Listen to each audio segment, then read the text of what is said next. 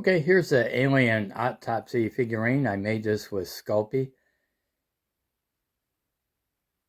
Painted it with water-based acrylic craft paints and used Tulip Puffy paint to make some of the raised details.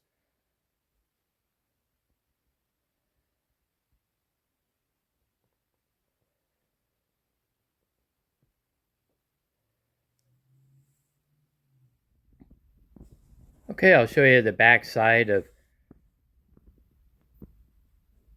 his head. That was I used a ball of tin foil and wrapped a Sculpey around that and sculpted them and used acrylic craft paints to do the weathering and Tulip Puffy paint for the raised details.